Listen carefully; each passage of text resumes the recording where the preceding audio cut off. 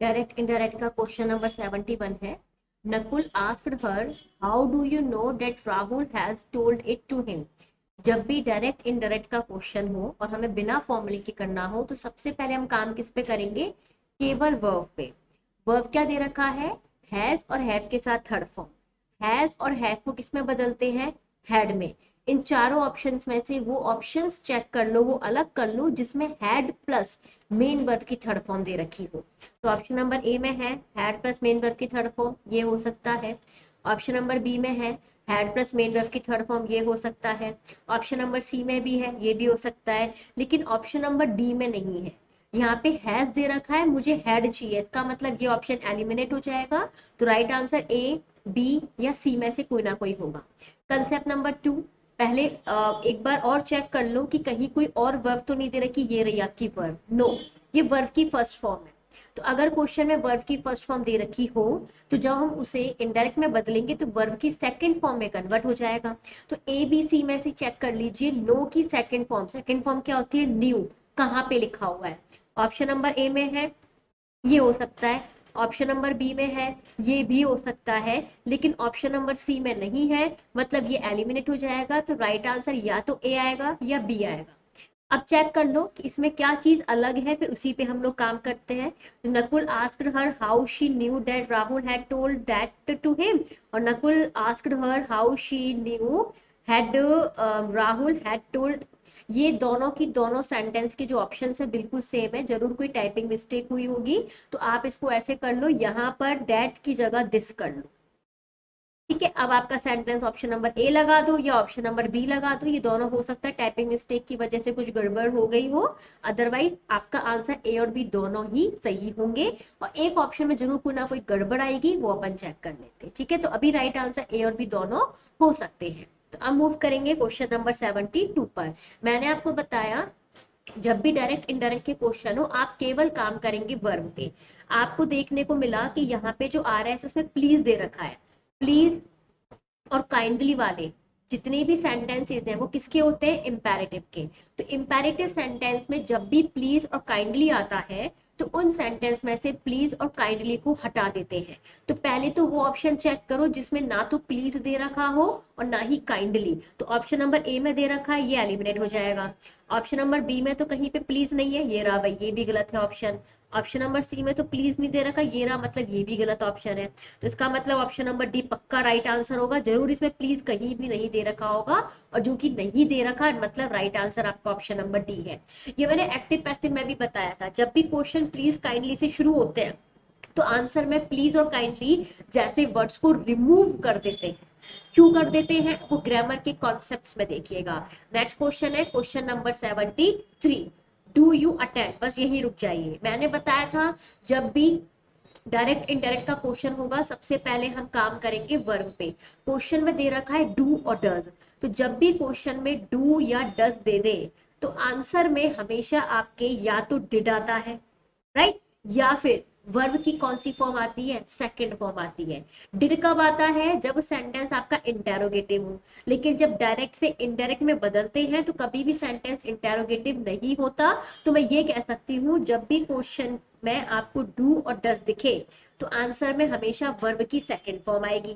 तो इन चारों में से पहले ये देख लीजिए कहां पर अटेंड की सेकंड फॉर्म अटेंडेड लिखा हुआ है, वही मेरा राइट आंसर होगा। ऑप्शन नंबर ए में फर्स्ट फॉर्म है, इसे हटाओ। ऑप्शन नंबर बी में सेकंड फॉर्म दे रखा है, ये हो सकता है। ऑप्शन नंबर सी में तो आईएनजी फॉर्म दे रखा है, ये नहीं चाहिए, मुझे सेकंड फॉर्म चाहिए। ऑप्शन नंबर डी में फर्स्ट फॉर्म दे रखा है, ये भी गलत है, मतलब राइट आंसर ऑप्शन नंबर क्या हो जाएगा? ऑप्शन नंबर बी हो जाएगा। क्वेश्चन नंबर 74, इसका सबसे पहले काम करेंगे वर्ब पे। वर्ब दे रखी है फर्स्ट फॉर्म। जब भी सेंटेंस की शुरुआत मतलब आरएस की शुरुआत वर्ब की फर्स्ट फॉर्म से हो तो इसका मतलब ये है कि ये सेंटेंस इंपेरेटिव है। तो जब भी क्वेश्चन इंपेरेटिव होता है तो उसमें हमेशा टू प्लस वर्ब की फर्स्ट फॉर्म आती है। तो मतलब टू लीव आएगा। तो पहले वो ऑप्शन चेक करो जिसमें टू प्लस वर्ब की फर्स्ट फॉर्म हो। इसमें फर्स्ट फॉर्म तो दे रखी है लीव की लेकिन टू नहीं दे रखा, इसका मतलब ये गलत है। इसमें ऑप्शन में दे रखा है टू लीव, इसमें भी दे रखा है टू लीव और इसमें भी दे रखा है टू लीव। तो राइट आंसर बी, सी और डी में से कोई ना कोई होगा, ये तो कंफर्म हो गया। कंसेप्ट नंबर 2, मैंने आपको बताया था टोल्ड भी अपने साथ कभी भी प्रपोजिशन टू नहीं लेता है, लेकिन ऑप्शन नंबर बी में देखिए टोल्ड के साथ टू दे रखा है, इसका मतलब ये गलत है। तो राइट आंसर आपका ये तो कंफर्म हो गया कि राइट आंसर आपका या तो सी है या फिर डी है। कंसेप्ट नंबर 3, अगर कभी भी क्वेश्चन में नाउ दिया हो तो उसको हमेशा किस में कन्वर्ट कर देते हैं, देन में। तो क्वेश्चन नंबर सी और डी में से देखो कहां पर देन दे रखा है, यहाँ दे रखा है पर यहाँ पे नहीं है, मतलब ऑप्शन नंबर डी गलत होगा। राइट आंसर ऑप्शन नंबर क्या हो जाएगा, ऑप्शन नंबर 3 मतलब सी हो जाएगा। Question number 75। अब देखो इसमें सबसे पहले काम किस पे करेंगे, वर्ब पे। तो वर्ब में दे रखा है डिड प्लस वर्ब की फर्स्ट फॉर्म। जब भी क्वेश्चन में डिड प्लस वर्ब की फर्स्ट फॉर्म दे रखी हो तो आंसर में हमेशा हैड प्लस मेन वर्ब की थर्ड फॉर्म होगी। तो सबसे पहले ये चेक करो कौन से ऑप्शन है जिसमें हैड प्लस मेन वर्ब की थर्ड फॉर्म दे रखी है। तो ऑप्शन नंबर ए में तो दे रखा है हैड प्लस थर्ड फॉर्म, ये आंसर हो सकता है। ऑप्शन नंबर सेकंड में वर्ब की सेकंड फॉर्म दे रखी है, ये आंसर गलत होगा, मतलब सेकंड फॉर्म में आंसर नहीं आएगा। क्वेश्चन नंबर थर्ड देखो, ऑप्शन नंबर थर्ड में भी सेकंड फॉर्म दे रखी है, ये भी गलत हो गया। ऑप्शन नंबर 4 देखो, देखो इसमें दे रखा है हैज प्लस वर्ब की थर्ड फॉर्म, मुझे हैज थर्ड फॉर्म नहीं चाहिए, मुझे हैड प्लस मेन वर्ब की थर्ड फॉर्म चाहिए। इसका मतलब राइट आंसर डी भी नहीं होगा, आपका right answer option number A होगा। तो ए आपका करेक्ट आंसर होगा। अब मूव करते हैं नेक्स्ट नंबर के क्वेश्चन पे। अगेन ये क्वेश्चन प्लीज वाला है और मैंने आपको जस्ट अभी थोड़ी देर पहले ही बताया था प्लीज और काइंडली जैसे जो सेंटेंस होते हैं वो इंपेरेटिव सेंटेंस होते हैं, है ना। और इंपेरेटिव सेंटेंस में हमेशा टू प्लस वर्ब की फर्स्ट फॉर्म आती है और प्लीज और काइंडली को हटा देते हैं। तो इसमें प्लीज को हटाएंगे, टू प्लस वर्ब की फर्स्ट फॉर्म लगाएंगे तो हेल्प की फर्स्ट फॉर्म हेल्प। सबसे पहले वो ऑप्शन अलग कर लो जहां पे टू के साथ वर्ब की फर्स्ट फॉर्म हेल्प दे रखा हो। तो ऑप्शन नंबर ए में हेल्प है पर टू गायब है, इसे हटाओ। ऑप्शन नंबर सेकंड में हेल्प है पर इसकी जगह शुड दे रखा है, मुझे टू चाहिए, इसे हटाओ। इसमें भी हेल्प और शुड दे रखा है, ये भी हटाओ। इसमें हेल्प है टू है, मतलब राइट आंसर पक्का कंफर्म है, ऑप्शन नंबर डी ही होगा। अब मूव करते हैं क्वेश्चन नंबर 77 पे। Let's sit out in the sun, Anya said. अब देखो सबसे पहले इसमें आरवी चेक करो, ये वर्ब की कौन सी फॉर्म है, सेकंड फॉर्म किस में आती है, पास्ट। अगर क्वेश्चन आरवी में हो तो आंसर, सॉरी, अगर क्वेश्चन का आरवी पास्ट फॉर्म मतलब सेकंड फॉर्म में हो तो आंसर भी पास्ट फॉर्म में आएगा। तो पहले तो चार ऑप्शन में चेक करो कहाँ पे पास्ट फॉर्म दे रखा है। देखो आईएनजी फॉर्म मुझे नहीं चाहिए, इज आर एम प्रेजेंट में ये गलत होगा, हैड नहीं होगा, पास्ट टेंस तो है वो तो ठीक है, लेकिन अगर क्वेश्चन में हैड होता तो मैं आंसर में लगाती, है ना। लेकिन क्वेश्चन में जब हैड नहीं दे रखा तो आंसर में हैड नहीं आएगा। ऑप्शन नंबर थर्ड में हो सकता है क्योंकि ये सजेस्ट की थर्ड सेकंड फॉर्म है, सजेस्ट ये सही है। इसमें आईएनजी दे रखा है, मुझे आईएनजी फॉर्म नहीं चाहिए, मुझे केवल सेकंड फॉर्म चाहिए जो कि डी में भी नहीं है। राइट आंसर आपका ऑप्शन नंबर सी हो गया। अब इसमें आपको चेक करने की आगे जरूरत ही नहीं है क्योंकि ये आरवी पास्ट फॉर्म सेकंड फॉर्म दे रखा है तो सेकंड फॉर्म का आंसर सेकंड फॉर्म में ही आता है। आरवी में कभी भी वर्ब चेंज नहीं होती, प्रेजेंट है तो प्रेजेंट में रहती है, फ्यूचर है तो फ्यूचर में रहती है और पास्ट है तो पास्ट में ही रहती है, तो इसमें कभी चेंज नहीं होता। हैज़ आता है तो हैज़ का हैज़ आता है आंसर में, और हेड आता है तो आंसर में हेड आता है। आईएनजी फॉर्म में दे रखा होता है तो आंसर भी आईएनजी फॉर्म में आता है। तो इसमें सेकंड फॉर्म में दे रखा था तो आंसर सेकंड फॉर्म में आएगा जो कि ऑप्शन नंबर सी में है। इसका मतलब यही मेरा राइट आंसर है। Next question 78।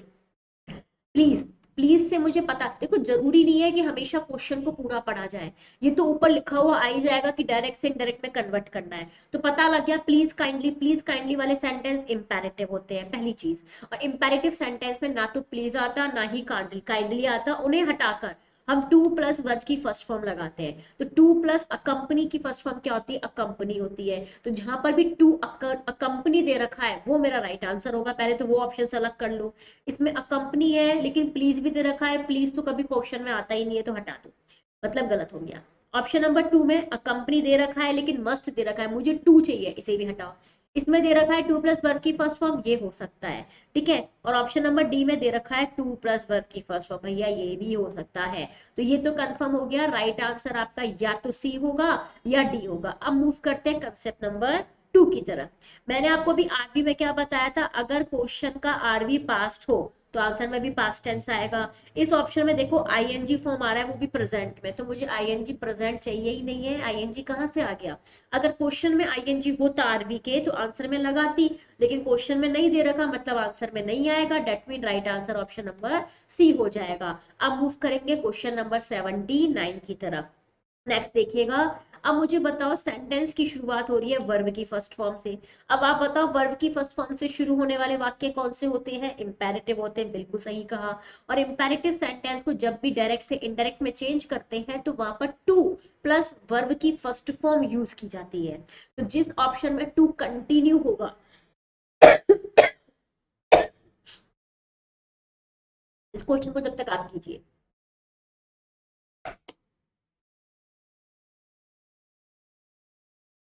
जिस ऑप्शन में टू प्लस वर्ब की फर्स्ट फॉर्म होगा वही आपका राइट आंसर होगा। देखो कंटिन्यू इसमें दे रखा है लेकिन टू गायब है, हटाओ इसको। कंटिन्यू की सेकंड फॉर्म है, मुझे टू के बाद हमेशा वर्ब की फर्स्ट फॉर्म चाहिए होती है, इसे भी हटाओ। कंटिन्यू दे रखा है पर आईएनजी फॉर्म दे रखा है, मुझे आईएनजी फॉर्म चाहिए ही नहीं, मुझे फर्स्ट फॉर्म चाहिए, इसे भी हटाओ। लेकिन ऑप्शन नंबर डी में दे रखा है, मतलब राइट आंसर कंफर्म है, ऑप्शन नंबर डी होगा। आगे चेक करने की आपको जरूरत नहीं है। क्वेश्चन नंबर 80, जब भी सेंटेंस डू नॉट गो मतलब डोंट इनसे शुरू होते हैं तो इसका मतलब ये सेंटेंस इंपेरेटिव और इंपेरेटिव का नेगेटिव सेंटेंस है। जब भी सेंटेंस इंपेरेटिव हो और इंपेरेटिव का कौन सा फॉर्म हो? नेगेटिव, तो नेगेटिव में सबसे पहले आंसर में नॉट आता है, फिर टू आता है, फिर वर्ब की फर्स्ट फॉर्म आती है। तो पहले नॉट आएगा, फिर टू आएगा, और वर्ब कौन सी दे रखी है? गो, तो मतलब आंसर में भी गो आएगा। एक ऐसा क्वेश्चन का ऑप्शन जिसमें नॉट टू गो दे रखा हो वो राइट आंसर होगा। ऑप्शन नंबर में टू गो दे रखा है पर नॉट गायब है, इसे हटाओ। इसमें डोंट को चाहिए ही नहीं, मुझे नॉट टू गो चाहिए, ये भी हटाओ। इसमें तो बेटा कुछ ही नहीं दे रखा, गो दे रखा है, शुडन दे रखा है, शुडन तो आएगा ही नहीं। नॉट टू गो यही आंसर है, मतलब क्वेश्चन नंबर 80 का आंसर कौन सा हो जाएगा? डी हो जाएगा। अब मूव करते question number next, question number 81 पे। नेक्स्ट क्वेश्चन आपके स्क्रीन पर